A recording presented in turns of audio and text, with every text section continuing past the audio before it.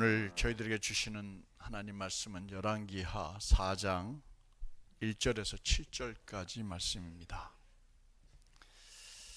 우리 한 절씩 교독하겠습니다. 우리 청소년들도 다 집중해서 함께 하나님 말씀 같이 읽었으면 참 좋겠습니다. 한 절씩 교독합니다. 선자의 제자들의 아내 중에 한 여인이 엘리사에게 부르짖어 이르되 당신의 종 나의 남편이 이미 죽었는데 당신의 종이 여호와를 경외하는 줄은 당신이 아시는 바니이다.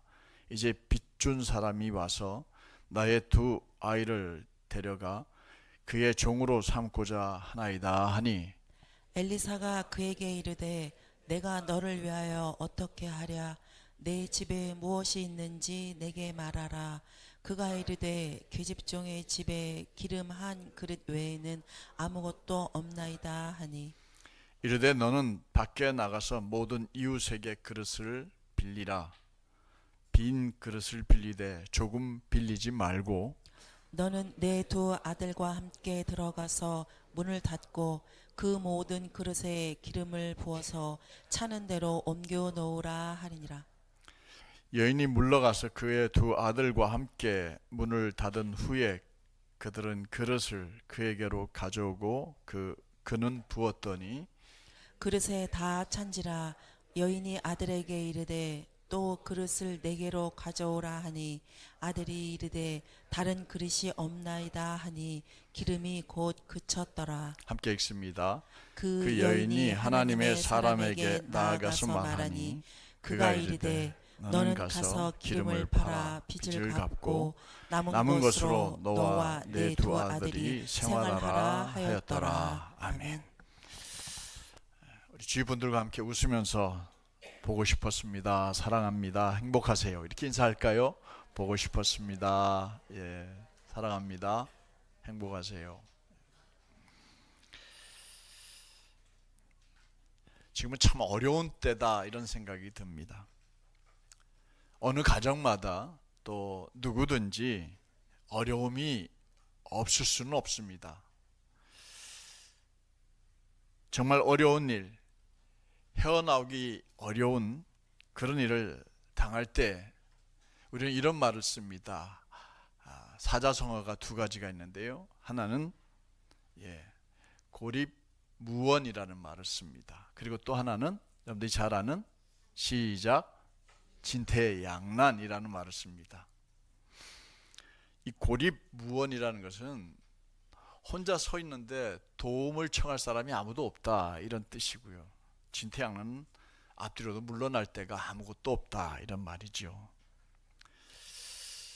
하나님을 알지 못하는 사람들 가운데 이런 상황에 놓이게 되면 사람들은 되게 절망합니다. 좌절합니다. 그리고 생각 끝에 어디에까지 이르냐면 삶을 포기하는 데까지 이르게 되죠. 심지어 하나님을 믿고 있는 사람들 가운데서도 여러 사람이 이 상황에서 삶을 포기하는 것을 많이 보았고 또 이야기도 들었습니다. 만약에 여러분들이 혹은 여러분들의 가정이 이런 고립무원 상태에 진퇴양난에 처해 있다면 여러분들은 어떻게 하시겠습니까? 오늘 본문은 말씀, 우리가 읽은 성경 말씀의 역사적인 배경은 이스라엘이 북쪽과 남쪽으로 나뉘어져 가지고 북을 이스라엘이라고 부르고 남쪽을 유다라고 부르던 시대의 일입니다. 북이스라엘은 여호와 하나님을 배반했어요. 하나님이 그들을 너희는 나의 백성이다, 나는 너의 하나님이다 이렇게 하고 계약을 맺었어요. 절대 하나님을 버려서는 안 되는 상황이었는데, 왜냐하면 그들이 애굽에서 430년 살 동안 하나님께서 그들을 거기서 구출해 주셨거든요. 그리고 가나안 땅을 허락해 주셨거든요. 그래서 가나안 땅에 들어와서 그들이 가나안 땅을 정복하면서 젖과 꿀이 흐르는 땅에 살면서 하나님을 배신한 거예요. 하나님 배반하는 가장 첫 번째가 뭐냐면 우상 섬기는 거였습니다. 이스라엘 자손들이 가나안 땅에 정착한 후에 하나님 말고 다른 신을 섬기기 시작했어요. 우상은 대개 뭐냐? 어디에서 여러분들 대표적인 우상을 볼 수 있냐면 부처와 같이 눈에 보이는 어떤 걸 만들어 놓고 그걸 섬기는 걸 우상 섬기는 거라고 기독교는 얘기를 해요. 하나님은 영이시라서 보일까요? 보이지 않을까요? 우리 육신으로는 볼 수가 없어요. 그런데 우리는 만날 수 있고 대화도 할 수 있고 서로 우리의 모든 것을 다 이야기할 수 있는 게 하나님이시거든요. 근데 이 북이스라엘이요, 하나님을 점점 멀리 했습니다. 그때마다 하나님께서 사람을 보내십니다. 그 분들을 선지자 혹은 예언자라고 하죠. 그리고 그들은 하나님께 받은 말씀을 그대로 그들에게 전했어요. 그래서 여기서 예자는 예금한다, 돈을 맡긴다 할 때 예자예요. 하나님께서 그에게 말씀을 맡겨주셨어요. 너는 가서 이 얘기를 해라. 대부분 선지자들이 뭐라고 얘기해요? 돌아와라, 여호와께로 돌아와라. 너희 그 우상 섬김에서 떠나서 여호와께로 돌아와라. 이 얘기를 예언자들, 선지자들, 선지라는 것은 미리 알았다는 뜻이거든요. 예언자는 말씀을 맡았다는 뜻이고요. 이들이 전하는 것은 하나님께로 돌아와라 하는 얘기였습니다. 그 당시에 유명한 선지자가 있었어요. 엘리야라고 하는 선지자였습니다. 그는 북이스라엘에서 주로 활동을 했습니다. 이제 그가 이 땅에서의 사명이 다 마쳐지는 날 하나님께서 그를 부르실 때 그는 이 땅에 무덤을 두지 않고 시신을 남겨두지 않고 뭘 타고 올라가시냐면 불병거를 타고 하늘로 올라가시는 그런 위대한 선지자였어요. 근데 그가 하늘로 올라갈 때에 그 선지자 중에 제자가 한 명 있었습니다. 누구냐면 엘리사라고 하는 제자였어요. 엘리사가 그 불병거를 타고 올라가는 그 엘리야 선지자를 향하여서 소리 지릅니다. 갑절의 영감을 내게 주십시오. 갑절의 영감을 주십시오. 이러니까 엘리사가 입고 있던 옷을 집어 던졌어요. 그리고 그 옷을 받아드는 순간 엘리사는 정말 영감 있는, 능력 있는, 기적을 일으키는 그런 예언자가 되었습니다. 엘리사가 하나님 말씀을 전하고 또 가르치자 그 말씀을 배우는, 그리고 그 말씀을 따라서 훈련을 받고자 하는 사람들이 있었어요. 그걸 이제 오늘날은 우리 뭐라 하냐, 학교라고 하기도 하죠. 훈련소라고 하기도 하고. 근데 선지자 훈련소를 엘리사가 운영을 하고 있었습니다. 어느 날 엘리사의 제자 가운데 한 사람이 죽었습니다. 그냥 죽은 게 아니에요. 부인과 두 아들을 남겨놓고 죽었습니다. 근데 많은 유산을 남겨놓고 죽으면 참 좋은데 엄청난 빚만 남겨놓고 죽었습니다. 감당할 수 없는 빚을 남겨놓았어요. 빚쟁이는 찾아와서 돈 갚으라고 얘기하는데 갚을 길이 없으니까 언제까지 안 갚으면 너 두 아들을, 당신 두 아들을 내가 데리고 와서 종으로 삼겠다고 이렇게 마지막까지 선포해 놓고 있는 상황이었습니다. 협박당하고 있었어요. 이 엘리사의 제자 부인이 처한 상황이 아까 뭐라고 그랬어요? 고립무원. 따라합시다. 고립무원. 네, 우리 청소년들은 이번 시험에 나올지도 몰라. 고립무원. 이 말은 다른 말과 뭐가 똑같다고요? 진퇴양난. 한문 배우는 시간 같으네요. 이 상황이 되고 말았어요. 방법이 없었어요.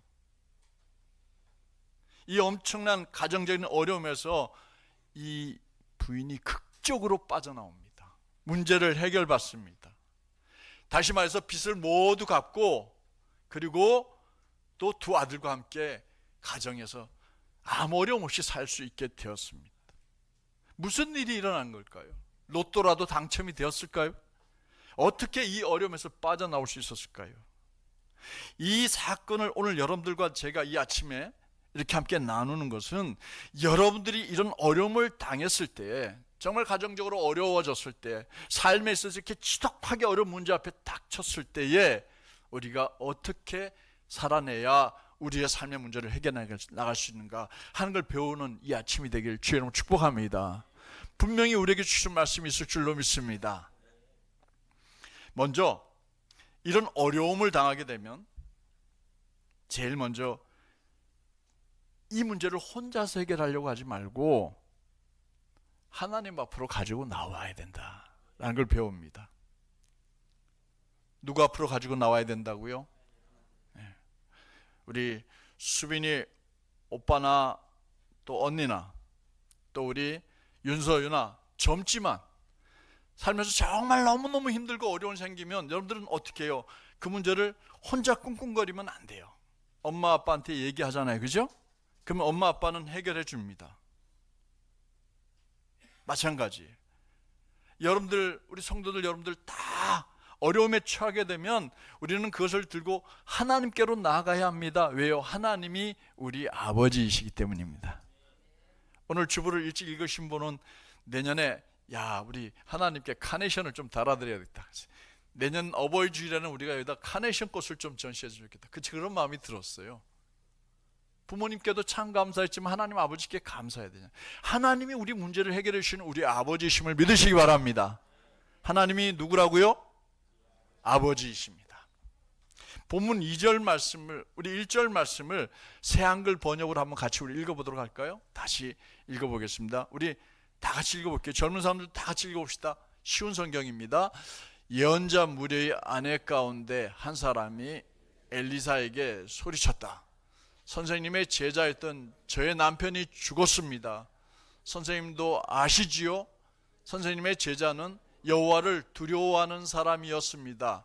그런데 돈 빌려준 사람이 와서 저의 두 아이를 자신에게 데려다가 종으로 삼으려고 합니다. 뭐 삼으려고 한다고요?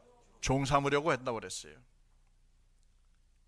이 여인은 자신이 처한 이 상황에서 좌절하거나 포기하거나 절망하지 않고 하나님께, 그리고 하나님의 종에게 찾아왔어요. 그리고 하나님을 두려워했다라는 표현이 뭐냐면 경외했다라는 말이거든요. 하나님을 경외하던 남편이 남겨놓은 빚과 가족이 처한 상황에 대해서 정직하게 이야기를 했습니다. 여러분들이 무슨 문제를 해결하려면요, 항상 정직해야 문제가 해결됩니다. 어떻게 하자? 우리 자녀들도 마찬가지예요. 문제를 해결하려면 거짓말하지 않고 정직하게 얘기해야 됩니다. 이 여인은 엘리사를 찾아갔어요. 근데 엘리사만 찾아간 게 아니에요. 하나님을 함께 찾아갔던 겁니다. 이 여인은 죽은 남편이 평소에 하나님을 경외하고 하나님을 두려워하는 사람이었고 엘리사에게 말씀으로 훈련받았던 그런 사람이었다는 걸 알고 있었습니다. 그래서 남편이 믿었던, 남편이 경외하던, 남편이 의지하던 여호와 하나님, 그리고 그의 종 엘리사를 극적인 상황에서, 이 극한 상황에서, 도무지 도움의 손길이 없는 이 상황에서 찾아갔던 거예요. 아무리 힘들어도, 아무리 막막해도, 아무리 고통스러워도 예수 믿는 사람은 절대로 낙심만 하면 안 됩니다. 포기해서는 안 돼요. 그리고 상황을 피하려고 하지 마십시오. 이 여인은 남의 집에 종으로 끌려가서 노예로 살아야 할 두 아들을 끌어안고 얼마나 많이 울었겠습니까? 날짜는 다가오고 있고 돈 나올 구성은 없고 밤새 울고 또 울었을 겁니다. 내 아들 둘을 종으로 남의 집에 가서 노예살이를 하는 것보다 차라리 나와 함께 죽자라는 생각을 왜 하지 않았겠습니까? 수도 없이 했을 거예요. 그런데 말입니다, 상황이 어렵다고 죽는 것은 비겁한 일입니다. 자신이 책임져야 될 자녀들에게, 자신을 사랑하는 가족들에게 정말 무책임한 일입니다. 그렇다고 자녀들의 생명과 삶을 내 것이라고 생각하고 함께 그 아이들과 함께 죽어야 되겠다, 이건 더 큰 죄악이에요. 아무리 힘들어도, 아무리 힘들어도 이런 생각을 하면 안 돼요.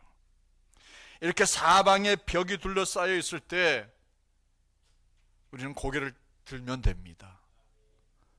그리고 하늘을 쳐다보십시오. 주님이 우리를 보고 계십니다.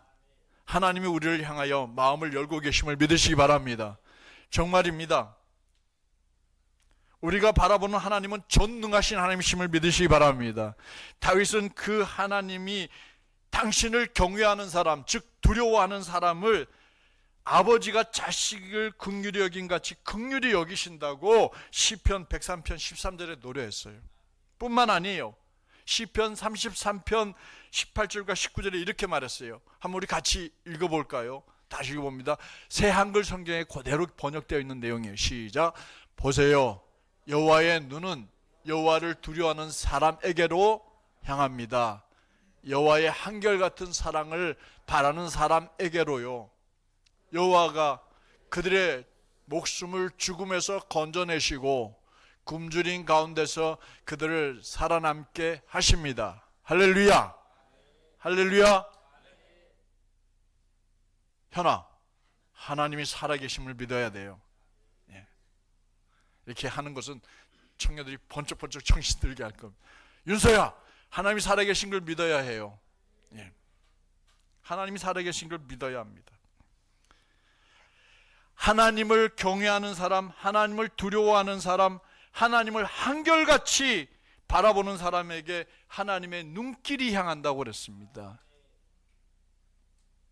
그래서 그의 목숨을 죽음에서 건져주시고 줄이지 않게 해주신다고 말씀하셨어요. 더 나아가 하나님은 높은 사람이나 낮은 사람이나 막론하고 하나님을 경외하는 사람에게 복을 주시는 하나님이다 라고 다윗이 시편 115편 13절에 노래했습니다.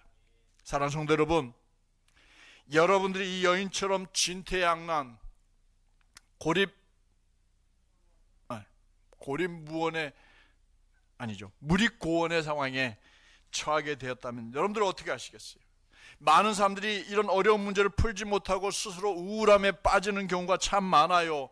침대에 누워서 머릿속으로 떠올리는 온갖 상상 속에 빠져듭니다.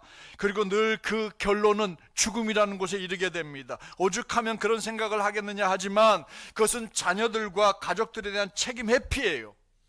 자신을 의지하고 믿고 사랑하는 사람들을 절망에 빠뜨리게 합니다. 가족들 가운데 누가 이렇게 세상을 버리는 사람이 있으면요, 그 트라우마와 충격이 엄청나게 오래가고 크다고 해요. 절대 그렇게 생각해서는 안 됩니다. 살 길이 있음을 믿으시기 바랍니다. 우리가 살 길은 여호와 하나님이심을 믿으시기 바랍니다. 그럴 때마다 하나님 앞에 나오시기 바랍니다. 그리고 아버지 하나님 앞에 모든 것을 진실하게 말씀드리고 도와달라고 밤낮 없이 구하고 기도하고 간구하시는 샘솟는교회 성도들이 되셔야 합니다. 마태복음 7장 7절과 8절에 이렇게 기록되어 있습니다. 우리 한번 같이 크게 읽어보도록 하겠습니다. 달라고 하세요. 다시 한번 뭐라고요? 더 크게 뭐 하라고요? 달라고 하세요. 그 다음도 읽어봅니다. 그러면 하나님이 여러분에게 주실 것입니다. 찾으세요. 그러면 찾아낼 것입니다. 두드리세요. 그러면 여러분에게 열릴 것입니다. 달라고 하는 사람마다 받고 찾는 사람은 찾아내고 두드리는 사람에게는 열어주실 테니까요. 할렐루야.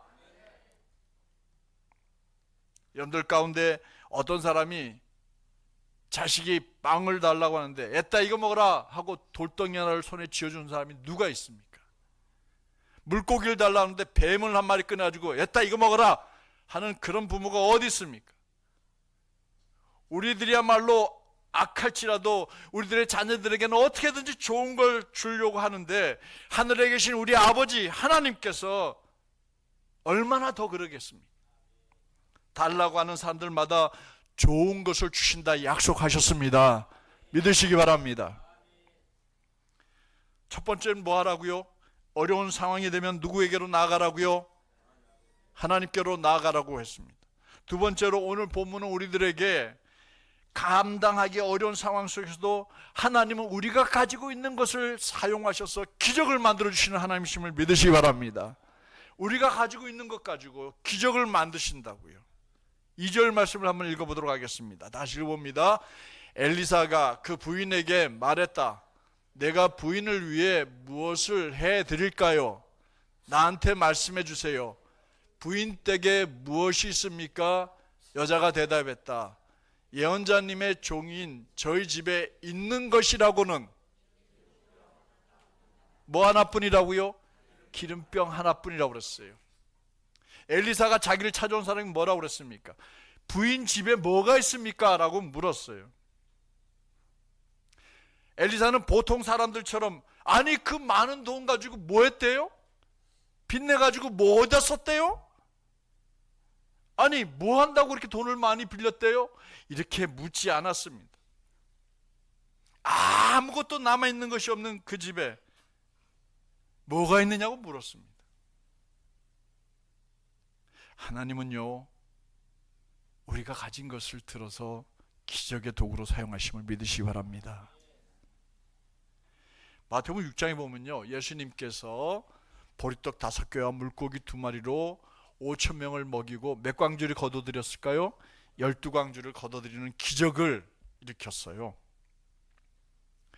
예수님은 자기를 따라 베세다까지 온 큰 무리를 보고 마음이 아팠습니다. 하루 종일 자기를 따라오는 저들이 너무너무 마음 아팠어요. 그래서 그들 가운데 아픈 사람 있으면 고쳐줬어요. 근데 해가 저물어 갔어요.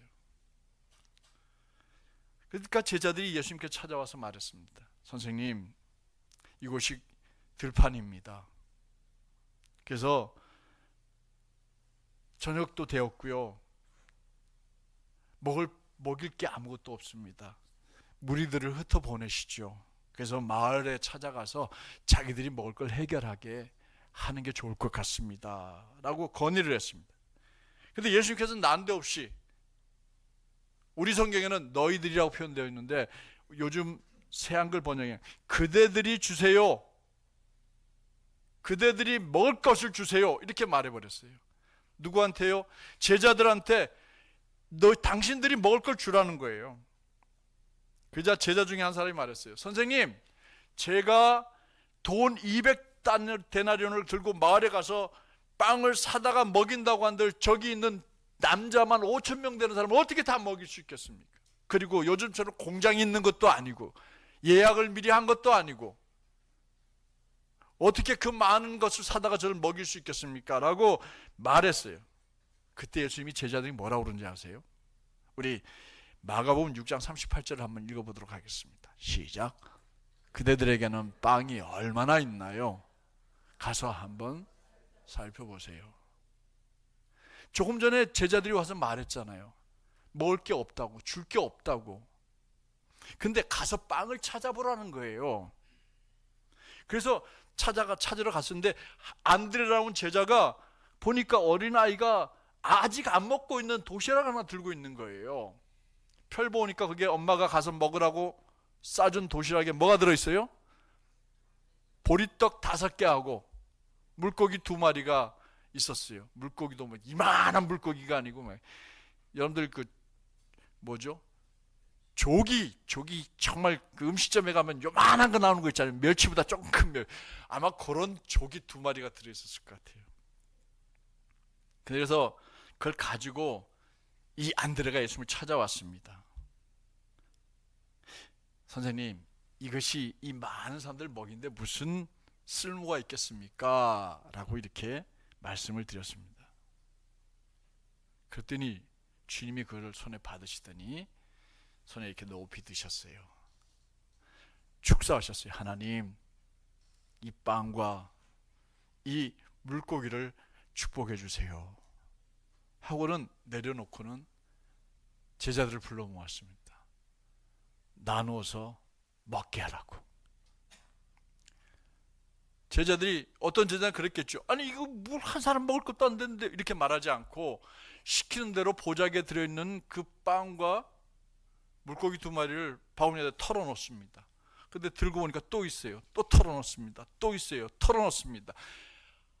근데 광주리마다 꽉꽉 차는 거예요. 그러니까 광주를 듣고 막 쫓아가서 나눠줬습니다. 제가 생각할 때 그거 밤새도록 했을 것 같아요. 에이, 무슨 동화 같은 얘기를. 아니에요. 기적이 일어났습니다. 해결한 줄로 믿습니다. 쉬운 문제 해결 방법이 있어요. 뭐예요? 제자들이 생각한 좋은 방법은 각자 도생, 알아서 해결하세요. 그러나 우리 주님은 그렇게 하지 않았어요. 불쌍히 여기는 마음이 꽉 찼어요. 그래서 사랑하는 마음을 가졌어요. 그들을 위해서 뭔가 해주고 싶었습니다. 엘리사도 자기를 찾아온 여인에게 제가 뭘 어떻게 해줄 수 있겠습니까? 제가 가지고 있는 돈은 공금이에요. 이거 함부로 쓰면 안 되는 거예요. 그리고 해결해 주실 만큼 많지가 않아요. 어떻게 도와줄까? 이렇게 말하지 않았어요. 뭐라고 물었다고요? 집에 뭐가 있냐고. 그랬더니 보잘것없는 싸구려, 고급 기름도 아니었을 거예요. 기름 하나 있다고. 그 나라의 기름은 이 올리브 기름인데요, 버진 올리브 기름은 굉장히 비싸고 좋잖아요, 그죠? 근데 이 싸구려 기름은 이제 찌꺼기 남아있는 걸 짜가지고 겨우 만든 어쩐 그런 기름밖에 없었을 거예요.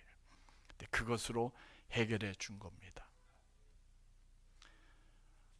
그래요. 어려운 상황이 되었을 때 하나님을 바라보셔야 돼요. 역대하 20장에 보면은 이스라엘이 남과 북으로 갈라졌을 때 여호사밧이라고 하는 왕이 있었어요. 남유다 왕이에요. 자기 나라로 엄청난 사람들이 쳐들어왔습니다. 어떻게 할 수가 없었어요. 능력도 부족했어요. 그래서 역대하 20장 11절 12절에 이렇게 하나님께 기도를 드립니다. 한번 같이 읽어보겠습니다. 보세요 하나님, 그들이 우리에게 안갚음을 하고 있습니다. 주님이 우리에게 나누어 차지하게 하신 땅에서 우리를 쫓아내려고 오고 있습니다. 우리 하나님, 그들을 벌하지 않으시렵니까? 우리에게 맞서 쳐들어오는 이 큰 무리들 앞에서 우리는 뭐가 없다고요? 뭐가 없어요? 힘이 없어요. 그 다음도 읽어볼까요? 무엇을 해야 할지 몰라서 주님께로 우리 눈을 들고 있습니다. 여러분들 예루살렘 유다 왕국 그러니까 큰 걸로 아는데요, 아니에요. 조그만 도시국가예요. 정말 조그만 도시국가예요. 거기에 몇십만 명의 군대를 모아가지고 연합해가지고 쳐들어왔어요. 도저히 이길 힘이 없어요. 무엇을 해야 될지 알지 못하겠어요. 그때 얘기한 게 뭡니까? 주님께로 뭘 한다고요? 우리의 눈을 들고 있습니다. 아무것도 할 수 없을 때, 정말 진퇴양난일 때 하나님을 향하여 눈을 들었습니다. 하나님이 그들을 다 무찔러 버리신데 그때 어떻게 하셨냐? 하나님은 그 이스라엘에 있는 예루살렘 성전에 있는 찬양대가 있었어요. 그 찬양대를 군대 앞에 내보내라고 얘기하고 따라가라고 그랬어요. 말이 안 되잖아요. 말이 안 되잖아요. 창칼을 들고 나갈 군인이 앞서가야 되는데 오히려 찬양대를 앞세우고 여호와를 찬양하라 그리고 나가라고 그랬어요. 그렇게 전진해 나갔는데 하나님께서 복병을 숨겨두셨는데 그 복병은 우리가 아는 이스라엘 군대가 아니었어요. 하나님의 군대를 숨겨 놓으시고 연합군들을 다 물리쳐 주게 하셨습니다. 우리의 방법을 알면, 우리가 방법 알면 그걸 하지요. 하나님께로 나가면 우리가 전혀 몰랐던 방법으로 문제를 해결해 주신 분이심을 믿으시기 바랍니다. 사성도 여러분, 하나님께서는 무에서 유를 만들어내신 분이기도 하지만 분명히 말씀드리지만 우리가 가진 것, 우리의 눈에는 보잘것없는 우리의 재능, 우리의 재산, 우리의 물질, 우리의 건강을 기적의 도구로 사용하시는 분이심을 믿으시기 바랍니다. 우리의 생각과 방법을 뛰어넘어서 우리가 상상하지 못했던 방법을 통해서 기적을 일으키실 때 그때 뭘 사용하시냐? 우리가 가지고 있는 것을 사용하셔요. 우리의 재능을 쓰십니다. 우리의 건강을 사용하십니다. 몇 푼 되지 않는 우리의 동전을 사용하시는 하나님이십니다. 그것을 사용하셔서 우리를 절망 가운데 일으켜 세워주시는 하나님이심을 믿으시길 바랍니다. 마지막으로 주님은 오늘 본문을 통해서 엘리사의 말을 믿고 그대로 순종한 그 여인을 본받으라고 말합니다. 따라합시다. 믿고 순종하자. 뭐 하자고요? 예. 어려울 때 하나님께서 주신 말씀을 그대로 믿고 순종하십시다. 엘리사가 여인에게 뭐라고 말했는지 본문 3절과 4절을 우리 한번 같이 읽어보겠습니다. 자, 고개를 드시고 읽어보겠습니다. 시작. 엘리사가 여자에게 말했습니다. 가서 바깥에서 모든 이웃 사람들한테 뭘 빌리라고요? 그릇을 빌려달라고 하세요. 빈 그릇을요. 대신에 어떻게 하라고요? 조금만 빌리지 말고요. 그러면 조금만 빌리지 말라는 얘기는 뭐예요? 많이 빌리라는 거예요. 많이 빌리라고. 그 다음 읽어봅니다. 그리고 들어가서 문을 닫으세요. 부인과 아들들만 함께 있도록 하세요. 그러고는 그 모든 그릇에 기름을 부어보세요. 가득 찬 병은 옆으로 치워놓고요. 기름을 부어보라고 그랬어요. 이 말을 들은 여인은 시키는 그대로 갔습니다. 가가지고 이웃들에게 그릇을 좀 빌려달라고 했어요. 그릇이 있는 대로 다 빌려달라고 그랬어요. 사람들이 아이 저 여자가 왜 갑자기 또 난데없이 그릇을 빌려달라고 그래? 하지만 할 수 있는 데까지 빌렸어요. 최대한 다니면서 너 저 집에 가서 좀 그릇 빌려와라. 나도 갔다 올게. 그릇을 이만큼 빌려가지고 쌓아 놓았어요. 그리고 방문을 걸어 잠그고 이제 방에 앉아가지고 기름을 붓기 시작합니다. 에이씨, 말이 안 되는 얘기지. 무슨 동화 같은 얘기를. 근데 시키는 대로 했어요. 방문을 걸어 잠그고 그릇을 하나 내려놓고 기름을 이렇게 부었는데 줄줄줄줄 쏟아지는데 끝이 없이 쏟아지는 거예요. 밑에 계속 벌어지고 이게 무슨 일이래. 계속 부었어요. 그릇을 다 채우고 난 다음에 그릇 가져와라. 예 엄마 여기 있습니다.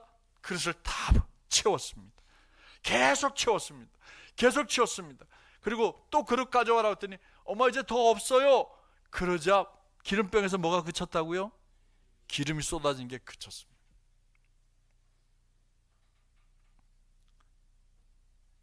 이 여인은 엘리사에 가서 이 그릇에 기름을 다 채웠습니다 하고 말하자 가서 기름을 팔아서 부인의 빚을 갚으세요. 부인과 아들들은 남은 것으로 살 수 있을 겁니다 라고 말해줬습니다. 문제가 해결된 겁니다. 만약에 이 여인이 그릇 빌리기가 귀찮아가지고 가가지고 요만한 그릇 몇 개 갖다 놓고 무슨 이게 이렇게 했다면 아마 빚을 갚을 만큼의 기름은 없었을 거예요. 온 동네 돌아다니면 최대한의 많은 그릇을 빌렸습니다.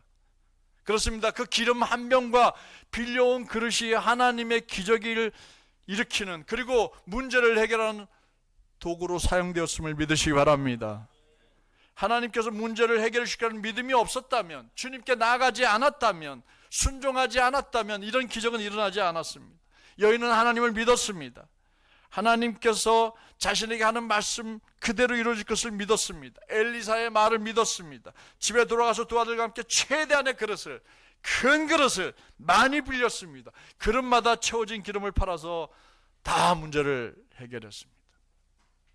이야기 하나 들려드리고 설교 마칠게요. 1859년, 이건 굉장히 오래됐지요. 지금으로부터 200년 전이죠. 한 고개사가 나이아가라 폭포에서 줄을 하나 설치해 놨습니다. 그러니까 거기가 캐나다하고 미국하고 그 국경이 이루어지는 곳이에요. 거기에 줄을 설치했습니다. 그리고는 발을 하나 들고서 이제 그 줄을 건너가는 거예요. 여러분들 상상해 보세요. 어떻겠습니까? 나이아가라 폭포가 동네에서 쫄쫄 흐르는 그런 강에 흐르는 그게 아니에요. 엄청나게 큰 세계 3대 폭포 중에 하나예요. 이 아찔한 고개를 버린 주인공이 프랑스 출신의 찰스 블론딘이라는 사람이었습니다. 이 공중에 설치해 놓은 밧줄에 서서 온갖 위험한 상황, 바람이 부는 상황에서도 옆에 있는 발을 중심을 잡아가면서 그 줄을 외줄타기를 하고 건너간 겁니다. 난리가 났습니다.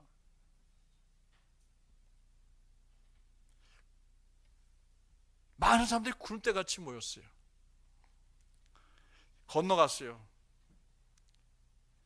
블론디는 뒤로 건너가기도 하고요, 또 안대를 하고 건너가기도 하고요, 자전거를 타고 건너가는 등 여러 가지 방법으로 걸고 왔다 갔다 하는 거예요.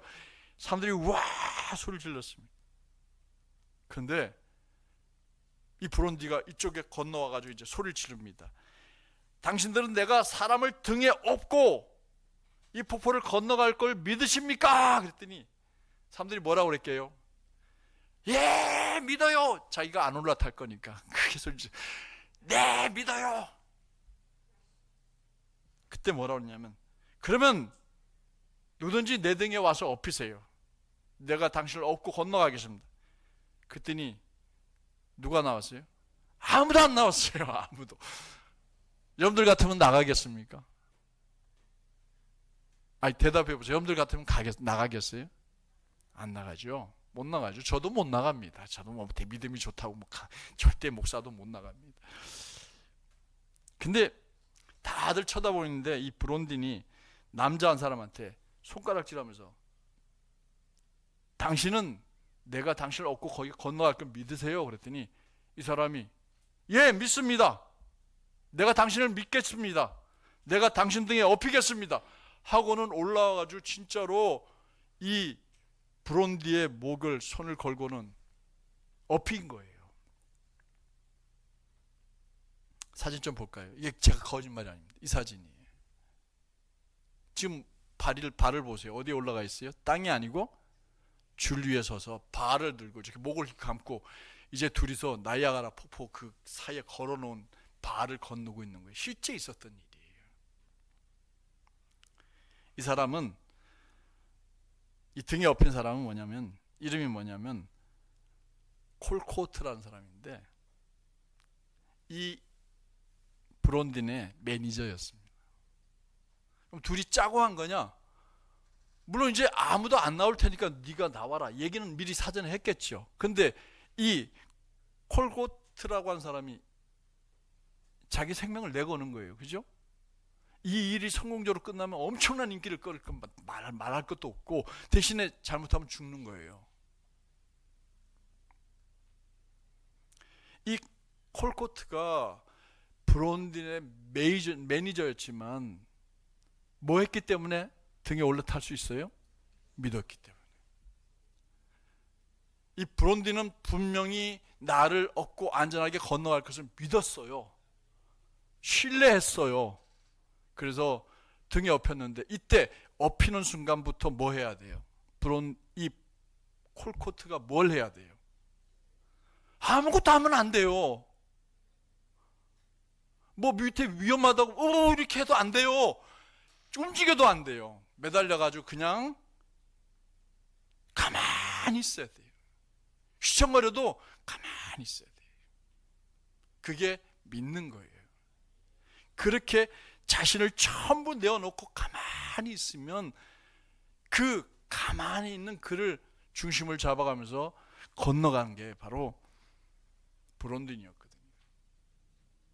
우리가 하나님을 의지할 때, 오늘도 얘기했지만 진퇴양난 상황에서 믿을 때는요, 우리가 뭘 하려고 하면 안 돼요. 하나님께서 하시는 대로 그대로 따라가는 겁니다. 하자는 대로 하는 겁니다. 대신에 하나님과 끊임없는 기도를 통해서 대화를 나눠야 되고, 하나님 내게 뭘 말씀하시는 귀 기울여 들어야 돼요. 그러면 그는 하나님께서 이끄시는 아름다운 문제 해결을 맛보게 될 것이고 성공하는 인생을 살게 될 줄로 믿습니다. 찬송대 여러분, 설교 마칩니다. 정말 힘들고 어려운 일을 겪고 계십니까? 앞으로도 겪을 수도 있어요. 고립무원, 진퇴양난에 처할 때가 있습니다. 그때는 반드시 하나님께로 나아가시기 바랍니다. 하나님께로 나아가세요. 그리고 제게도 찾아와서 말씀하세요. 제가 뭘 해결할 수 있는 방법은 없습니다는 저는 기도하겠습니다. 하나님께서 우리에게 주신 재능과 은사, 자녀들 절대 무가치한 거 아니에요. 우리 눈에는 보잘것없어 보이지만 그건 무가치한 거 아니에요. 하나님은 그걸 통해서 기적을 일으켜 주실 줄로 믿습니다. 그게 우리의 기적의 도구가 될 줄로 믿습니다. 하나님을 전적으로 절대적으로 믿고 신뢰하고 한 걸음 한 걸음 내딛어가면서 순종하면서 나아가는 여러분들의 발걸음 위에 우리 하나님 사랑의 눈길이 쏟아지게 될 줄로 믿습니다. 여러분들이 그런 삶이 되기를, 또 그런 은혜가 누려지게 되기를 주님의 이름으로 축복합니다. 기도하겠습니다.